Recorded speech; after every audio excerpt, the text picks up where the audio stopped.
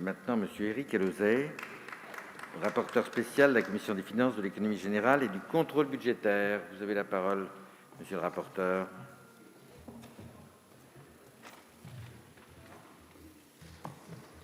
Merci, Monsieur le Président. Madame la Ministre, Mesdames et Messieurs les rapporteurs, chers collègues. La crise sanitaire a mis en lumière le rôle essentiel de nos agents publics, la fonction publique hospitalière, les enseignants, les fonctionnaires territoriaux, les agents des préfectures, tous ont concouru à la préservation de l'unité sociale et je tiens à leur rendre hommage. Aussi, il est nécessaire de poursuivre les réformes engagées depuis le début du quinquennat pour que notre fonction publique rime avec attractivité. Moderniser la fonction publique, c'est garantir la sécurité des agents publics et leur offrir des perspectives de carrière. Moderniser la fonction publique, c'est aussi former la nouvelle génération de fonctionnaires de toutes origines, mais liés par une culture commune et prête à affronter les défis du XXIe siècle. En 2022, le programme 148 Fonction publique concrétise les engagements ambitieux portés par le ministère de la Transformation et de la Fonction publique pour une fonction publique plus attractive pour ses agents et plus efficace pour nos concitoyens. En conséquence, son périmètre d'action est élargi pour mieux englober les moyens du dit ministère. 297,6 millions d'euros en autorisation d'engagement et 288,3 millions d'euros en crédits de paiement sont prévus, soit une augmentation respective de 9 et 8,5% par rapport à la loi de finances pour 2021. 3 points saillants sont à souligner. Les crédits affectés à la formation des fonctionnaires sont confortés et retracent l'évolution du schéma directeur de la formation professionnelle pour la période 2021-2023. La création du réseau Prépa Talent, auquel vous tenez beaucoup, Madame la Ministre, je le sais, ouvre 1700 places à raison de 2 Prépa Talent au moins par région. Quant aux bourses Talent, qui succèdent aux allocations pour la diversité dans la fonction publique, elles seront financées à hauteur de 7,88 millions d'euros en autorisation d'engagement, à raison de 1 879 bourses et 4 000 euros en Prépa Talent.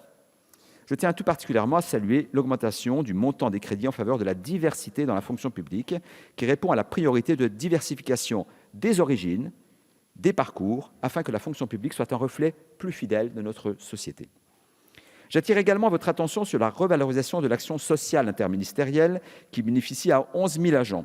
Je salue la montée en puissance du dispositif de l'aide à l'installation des personnels d'État, l'AIPE, qui connaît une augmentation de ses crédits de 60% par rapport à la loi de finances pour 2021. Ce dispositif sert une politique de sécurité et de mobilité qui fait l'objet d'une satisfaction générale parmi les représentants syndicaux. Par ailleurs, le rattachement du Fonds d'accompagnement interministériel ressources humaines concrétise la préconisation faite lors de l'examen du projet de loi de règlement pour 2020 par mon collègue Alexandre Holroyd.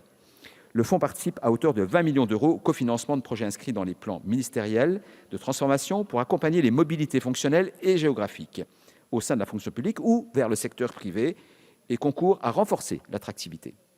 À présent, je souhaite évoquer 3 points précis. D'abord, l'écologie, qui devient un enjeu majeur dans la formation des fonctionnaires. Pour autant, il est urgent d'approfondir et de mettre en valeur les réalisations et les initiatives ministérielles déjà existantes, notamment avec le verdissement de l'achat et de la commande publique et le budget vert qui passe toutes les politiques publiques au filtre du développement durable.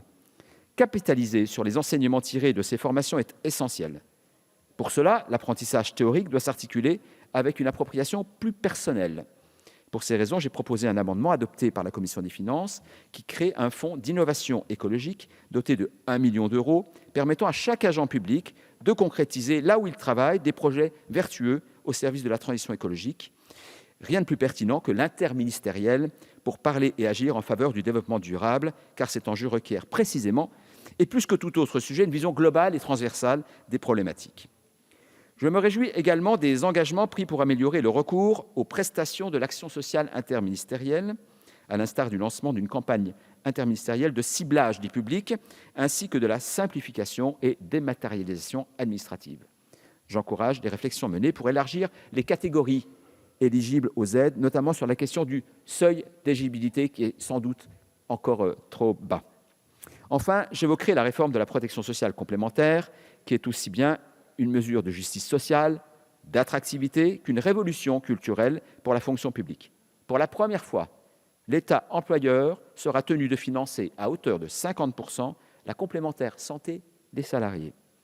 Cette novation permet ainsi de répondre à une inégalité criante entre les secteurs publics et privés qui étaient déjà contraints et d'harmoniser les prestations délivrées entre les ministères.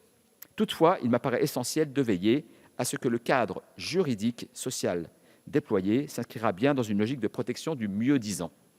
Quant à la mission crédit non réparti, comme en 2021, rien n'est à signaler pour la dotation pour dépenses accidentelles et imprévisibles. En revanche, la dotation aux prévisions relatives aux rémunérations publiques augmente significativement en 2022 pour atteindre 323,7 millions d'euros en autorisations d'engagement et en crédit de paiement en 2022. Ils sont intégrés les mesures annoncées dans le cadre du rendez-vous salarial 2021 qui concourent à l'augmentation du pouvoir d'achat des bas salaires. Pour conclure, la commission des finances a examiné et adopté les crédits de la mission Transformation en fonction publique ainsi que ceux de la mission Crédits non répartis. Mes chers collègues, je donnerai donc un avis favorable sur le vote des crédits de ces deux missions et vous invite également à les adopter. Merci.